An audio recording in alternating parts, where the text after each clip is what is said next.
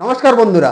ভারত এবং বাংলাদেশের মধ্যে প্রথম টেস্ট ম্যাচ চেন্নাই থেকে হচ্ছে এবং গতকাল আমরা দেখেছি যে ভারত 3 উইকেট হারিয়ে 81 রান করেছিল এবং কালকের দ্বিতীয় দিনের খেলা কিন্তু শেষ হয়েছিল। তো আজকের থেকে ফের শুরু হওয়ার পর থেকে কি ভারতীয় দুজন কিন্তু ইয়ংস্টার শুভমান গিল এবং ঋষভ পান্ত দুজনে মিলে কিন্তু দুর্দান্ত ব্যাটিং করেছে এবং ঋষভ পান্তের কথা যদি বলি 632 দিন পরে প্রায় 2 বছর পরে কিন্তু টেস্ট ক্রিকেটে তিনি কামব্যাক করেছেন এবং কামব্যাক করে কিন্তু প্রথম ইনিংসে তিনি ভালো কিছু করতে পারেননি, 37 রান মাত্র করেছিলেন এবং দ্বিতীয় ইনিংসে যদি দেখি তো ঋষভ পান্ত কিন্তু দুর্দান্ত একটা তার সেঞ্চুরি করেছেন এবং আহ, মানে দারুণ একটা সেঞ্চুরি করেছেন এবং ভারতকে কিন্তু অনেকটা বিপদের হাত থেকে বাঁচিয়েছে। এবং শুভমান গিলের কথা যদি বলি, শুভমান গিল কিন্তু তিনিও কিন্তু সেঞ্চুরি করেছেন। যে আমরা শুভমান গিলকে ভারতীয় ক্রিকেটের প্রিন্স হিসেবে দেখি, যে বিরাট কোহলি যে এখন কিং আছে, এরপরে হয়তো শুভমান গিল রাজত্ব করবে এই এই হিসেবে কিন্তু আমরা সবাই চলি। আর সেই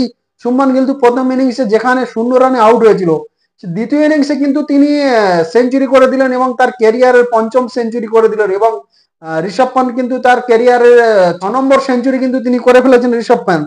তো যেটা পারফরমেন্স যদি দেখি, শুভমান গিল তিনি 119 রান করেছেন এবং নট আউট থাকে 176 বলে।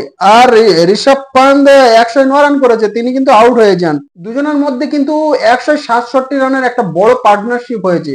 তো যার ফলে ভারত কিন্তু 287 রান করে 4 উইকেটে। তারপরে ভারতীয় ক্যাপ্টেন রোহিত শর্মা তিনি সিদ্ধান্ত নেন যে ডিক্লেয়ার করে দেওয়া হবে। লাঞ্চের কিছু পরে কিন্তু ভারত কিন্তু ডিক্লেয়ার করে দেয় এবং ভারত কিন্তু 514 রান করে এবং 515 রানের বিশাল বড় একটা টার্গেট রাখে বাংলাদেশের সামনে। তারপরে বাংলাদেশ যখন ব্যাটিং করতে আসে, তো আমরা দেখেছিলাম যে প্রথম ইনিংসে বাংলাদেশ কিন্তু 149 রানে অল আউট হয়ে গেছিল। তো যার ফলে ভাবা হচ্ছিল যে হয়তো আজকের যে ভারতীয় বোলাররা যদি ভালোভাবে বোলিং করতে পারে, তাহলে ম্যাচ কিন্তু আজকের হয়তো শেষ হয়ে যেত। আজকের যদিও শেষ না হয়, তাহলে কালকের লাঞ্চ পর্যন্ত কিন্তু শেষ হয়ে যাওয়ার সম্ভাবনা। কিন্তু বাংলাদেশের ওপেনিং ব্যাটসম্যান তারা দুজনে কিন্তু ভালো খেলতে থাকে এবং 60 রানের একটা ওপেনিং পার্টনারশিপ তৈরি করে। তো যার ফলে এখনো পর্যন্ত আজকে তৃতীয় দিনের খেলার শেষে কিন্তু দেখা যাচ্ছে যে 4 উইকেটের বিনিময়ে 158 রান করে। কিন্তু তাদের সামনে কিন্তু 357 রানের এখন সামনে তাদের কাছে কিন্তু এখনো 357 রান আছে, যে 357 রান করতে পারলে তবে তারা জিততে পারে। আর ভারতের কাছে কিন্তু 6 উইকেট যদি নিতে পারে ভারত, তাহলে ভারত জিতে যাবে। আর আজকে যদি দেখি আমরা প্রায় 40 মিনিট আগে কিন্তু খেলা শেষ হয়েছে, কারণ ব্যাড লাইটের কারণে চেন্নাইয়ে যেখানে ব্যাড লাইটে এবং মেঘলা ওয়েদারের কারণে কিন্তু প্রায় 40 মিনিট আগে খেলা শেষ করতে হয়। তো এই 40 মিনিট ধরে যদি খেলা হতো, তাহলে হয়তো আরো 2টো উইকেট হয়তো ভারত তুলে নিতে পারতো, কিন্তু সেইটা হয়নি। যে খারাপ ওয়েদারের জন্য 40 মিনিট আগে খেলা শেষ হয়ে যায়। আর ভারতীয় বোলারদের কথা যদি বলি, ভারতীয় বোলারদের মধ্যে জাসপ্রীত বুমরা একটি উইকেট নিয়েছে এবং রবিচন্দ্র অশ্বিন তার হোম গ্রাউন্ডে তিনি খেলছেন এবং প্রথম ইনিংসে কিন্তু তিনি কোনো উইকেট পাননি। তো যার ফলে দ্বিতীয় ইনিংসে এখনো পর্যন্ত তিনি 3টে উইকেট নিয়েছেন।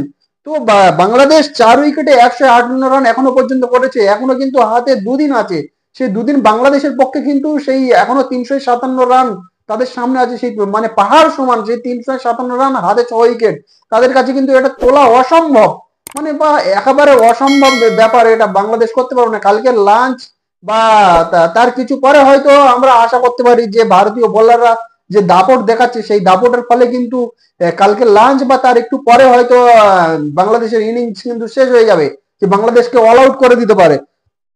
আর বাংলাদেশের ব্যাটিং এর পক্ষ থেকে যদি দেখি, বাংলাদেশের ব্যাটিং কিন্তু আহ নাজমুল হাসান শান্ত বাংলাদেশের ক্যাপ্টেন, তিনি কিন্তু এখনো অপরাজিত, এখনো ক্রিজে আছেন, 51 রান করেছে, হাফ সেঞ্চুরি করেছেন। এবং সাকিবুল হাসান তিনিও কিন্তু ক্রিজে আছেন। তো এর আগে আমরা দেখেছিলাম প্রথম ইনিংসে বাংলাদেশের কোনো ব্যাটসম্যান কিন্তু হাফ সেঞ্চুরি করতে পারেনি। তারা 32 রান কিন্তু সাকিবুল হাসান তিনি হাইয়েস্ট স্কোর করেছিলেন।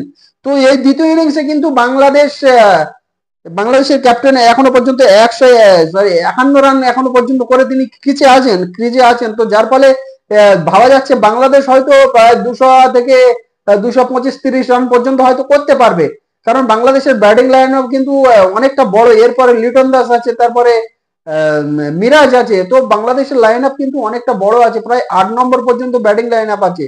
তো সেই হিসেবে ধরতে গেলে বাংলাদেশ হয়তো 200 বা 225-30 পর্যন্ত হয়তো তারা করতে পারবে, কিন্তু 357 রান এখনো তাদের বাকি আছে। সেই 357 রান করে জেতা মানে অসম্ভব। সেটা যেটাকে অসম্ভব। ভারতীয় বোলাররা যে দাপট দেখাচ্ছে, কালকে হয়তো লাঞ্চে আমরা দেখতে পাবো যে ভারতীয় বোলার স্পেশালি জসপ্রীত বুমরা তিনি যে ধরনের বোলিং করেন, কালকে হয়তো লাঞ্চে হয়তো হয়ে খেলা শেষ হয়ে যেতে পারে, কারণ আর 2-3টে উইকেট যদি নিতে পারে বা ভারতীয় বোলাররা, তাহলে কিন্তু ম্যাচ শেষ হয়ে যাবে। আর টোটালি ম্যাচের কথা যদি বলি, ভারত কিন্তু প্রথম ইনিংসে 376 রান করেছিল 10 উইকেটে। এখানে আহ রবিচন্দ্রন অশ্বিনের কিন্তু একটা সেঞ্চুরি আছে এবং রবীন্দ্র জাদেজার কিন্তু হাফ সেঞ্চুরি আছে। আর তারপরে বাংলাদেশের পক্ষ থেকে কিন্তু হাসান মাহমুদ তিনি কিন্তু 5 উইকেট নিয়েছেন এবং তাসকিন আহমেদ 3 উইকেট নিয়েছেন। তারপরে যদি বাংলাদেশের প্রথম ইনিংস যদি দেখি, তারপরে বাংলাদেশ তাদের প্রথম ইনিংস খেলতে আসে এবং 149 রানে কিন্তু অল আউট হয়ে যায়। এখানে কিন্তু সব থেকে বড় ভূমিকা জসপ্রীত বুমরা। বুমরা যে ধরনের বোলার, এবং এই মুহূর্তে বুমরা কিন্তু নাম্বার 1 বোলার এবং ওয়ার্ল্ড নাম্বার 1 বোলার। তো তার সামনে রান করা বা পিছিয়ে থাকা কিন্তু অনেকটা মুশকিল। সে বুমরাও কিন্তু তার কারিশমা তিনি দেখিয়েছেন এবং বুমরা কিন্তু 4 উইকেট নিয়েছেন। মোহাম্মদ সিরাজ 2 উইকেট, আকাশদীপ 2 উইকেট এবং রবীন্দ্র জাদেজা 2 উইকেট এবং রবিচন্দ্রন অশ্বিন কিন্তু তিনি সেঞ্চুরি করেছিলেন এবং উইকেট কিন্তু কোনো কিছু পাননি।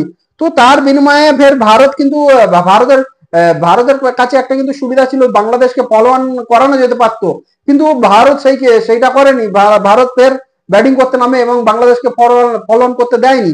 তো যার ফলে ভারতের দ্বিতীয় ইনিংসে খেলতে নেমে ভারতের টপ অর্ডার কিন্তু ফের আরেকবার ফেল হয়েছে। টপ অর্ডারের কথা যদি বলি, যশস্বী জয়সওয়াল প্রথম ইনিংসে কিন্তু আমরা দেখেছিলাম তিনি হাফ সেঞ্চুরি করেছিলেন এবং রোহিত শর্মা প্রথম ইনিংসে 6 রান করেছিলেন এবং দ্বিতীয় ইনিংসে কিন্তু তিনি ফের ব্যর্থ হলেন এবং মাত্র 5 রান। এবং কোহলির ওপর কিন্তু অনেকটা প্রত্যাশা ছিল যে কোহলি তিনি এই মুহূর্তে কিন্তু ওয়ার্ল্ড ক্রিকেটের কিং যাকে বলা হয়, তার সামনে কিন্তু অনেকগুলো রেকর্ডের হাতছানি আছে। ওডিআই এ তিনি সচিন তেন্ডুলকরের সেঞ্চুরি কিন্তু ব্রেক করে দিয়েছেন এবং টেস্টে কিছুটা তিনি পিছিয়ে আছেন সচিন তেন্ডুলকর থেকে। তো তার কাছে অনেকটা প্রত্যাশা ছিল প্রত্যেকের ভারতীয় ফ্যানদের যে তিনি হয়তো কিছু করবেন, যে এতদিন পরে প্রায় 9 মাস পরে কিন্তু কোহলি টেস্ট ম্যাচ খেলছেন এবং অনেক প্রত্যাশা ছিল কোহলি হয়তো ফের খুব ভালো খেলবেন এবং হয়তো তার ব্যাট থেকে আমরা সেঞ্চুরি দেখতে পাবো। কিন্তু কোহলি সেটা তেমন কিছু তিনি করতে পারলেন না। তিনি মাত্র 17 রান, প্রথম ইনিংসেও 6 রান করেছিলেন এবং দ্বিতীয় ইনিংসেও 17 রান, মাত্র 17 রান করে তিনি আউট হন। সে কোহলির ওপরে যে প্রত্যাশা ছিল সেই প্রত্যাশাটা কিন্তু তিনি পূরণ করতে পারলেন না। এবং তারপরে আমরা যদি দেখি যে দুজন ইয়ংস্টার, যে ভারতীয় ক্রিকেট টিমের ফিউচার ভবিষ্যৎ যদি কথা বলি, সেই ভবিষ্যৎ কিন্তু শুভমন গিল এবং ঋষভ পান্ত। যে 81 রানে, কালকে আমরা দেখেছিলাম 81 রানে ভারতের 3টে উইকেট পড়ে গেছিল, যে হয়তো ভাবা হচ্ছিল যে ভারত হয়তো প্রথম ইনিংসে যে 376 রান করেছিল, দ্বিতীয় ইনিংসে কিন্তু অত দূর হয়তো যেতে পারবে না, 200 রান, হয়তো 200 থেকে 225 রান করতে পারে, এইরকম ধরনের একটা ভাবা হচ্ছিল, যে কারণ যে টপ অর্ডারের 3টে উইকেট তাড়াতাড়ি পড়ে গিয়েছিল। তো যার ফলে এইটা ভাবা হচ্ছিল যে ভারত দ্বিতীয় ইনিংসে বড় স্কোর করতে পারবে না।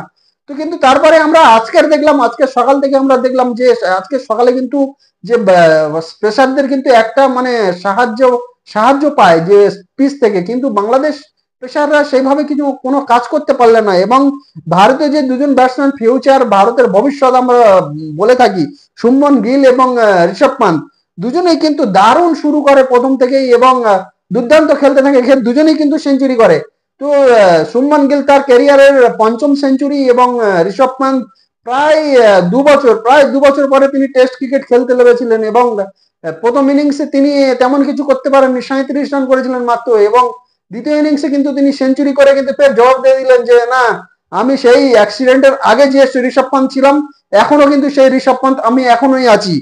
তো যার ফলে ভারত একটা বিশাল স্কোর এবং বড় একটা টার্গেট দেয় বাংলাদেশকে, 515 রান। ভারত করে 514 রান এবং বাংলাদেশের সামনে 515 রানের টার্গেট রাখে। সেই 515 রানের কিন্তু একটা ছোট রান নয়, অনেক বড় রান। এটা যদি বাংলাদেশ চেস করতে পারে কিন্তু বিশ্ব রেকর্ড হয়ে যাবে, কিন্তু এটা সম্ভব নয়, যে কোনো টিমের পক্ষে এটা সম্ভব নয়। বাংলাদেশের কাছে কিন্তু প্রায় 2.5 দিন ছিল, সেই 2.5 দিনে কিন্তু এই রান করতে হবে, কিন্তু ভারতীয় বোলাররা যে ফর্মে আছে সেই ফর্মে কিন্তু বাংলাদেশ এই রান করা তাদের পক্ষে অসম্ভব। তো বাংলাদেশ যখন ব্যাটিং করতে আসে তো মনে হচ্ছিল যে বাংলাদেশ হয়তো এই রান চেস করতে পারবে না, কিন্তু তারা কাছাকাছি 300 সাড়ে 300 রান হয়তো করতে পারে। তো কিন্তু এখন যা পরিস্থিতি দিয়ে তারা 4 উইকেট হারিয়ে ফেলেছে এবং তাদের হাতে আছে মাত্র 6 উইকেট এবং এখনো 357 রান করতে হবে। তো যার ফলে ভাবা হচ্ছে যে যেই প্রত্যাশা করা হয়েছিল যে প্রথম দিকে যে বাংলাদেশ হয়তো 350-400 রানের কাছাকাছি যেতে পারে, রান তো চেস করতে পারবে না, জিততে পারবে না, কিন্তু তার কাছাকাছি হয়তো গেলে যেতে পারে। কিন্তু এখন যা পরিস্থিতি দেখা যাচ্ছে, না তারা 230 বা 220 বা 230, বড় জোর 250 রান হয়তো করতে পারবে, তার আগে কিন্তু তারা অল আউট হয়ে যেতে পারে। কারণ তারা অলরেডি 4টে উইকেট হারিয়ে ফেলেছে, তাদের হাতে আর মাত্র 6 উইকেট আছে, সেই 6 উইকেটে কিন্তু বেশি ব্যাটসম্যান নেই। তো আর দু একটা উইকেট যদি ভারতীয় বোলাররা তুলে নিতে পারে খুব তাড়াতাড়ি কালকে সকালে, তাহলে কিন্তু তারা হয়তো 250 রানের মধ্যে অল আউট হয়ে যেতে পারে। তো এটা এটা ধরে নেওয়া যেতে পারে এই টেস্টটা কিন্তু ভারতের হাতের মুঠোয় একদম। 99% ভারত কিন্তু এই ম্যাচটা জিতবে, যে কোনো অঘটন যদি না ঘটে। অঘটন মানে কোনো বৃষ্টি বৃষ্টি যদি না হয়, কোনো বৃষ্টি যদি না হয়, তাহলে কিন্তু ভারত এই ম্যাচটা 99% জিতছে। এবং বাংলাদেশের পক্ষে এটা জেতা অসম্ভব এবং ড্র করাও অসম্ভব, কারণ এখনো 2টো দিন আছে। সেই 2টো দিনে কিন্তু 2টো দিন ধরে কোনো টিম কেউ মানে ব্যাটিং করতে পারবে না এত সময় ধরে, যে এত সময় আছে। তো এটা 99 কেন, এটা 100% ভারত ম্যাচ জিতবে। যদি কোনো বড় অঘটন, যে বড় অঘটন মানে বৃষ্টি যদি না হয়, যদি বৃষ্টি হয়, একমাত্র বৃষ্টি কিন্তু বাংলাদেশকে বাঁচাতে পারে, তাছাড়া এই ম্যাচ কিন্তু ভারত জিতে গিয়েছে।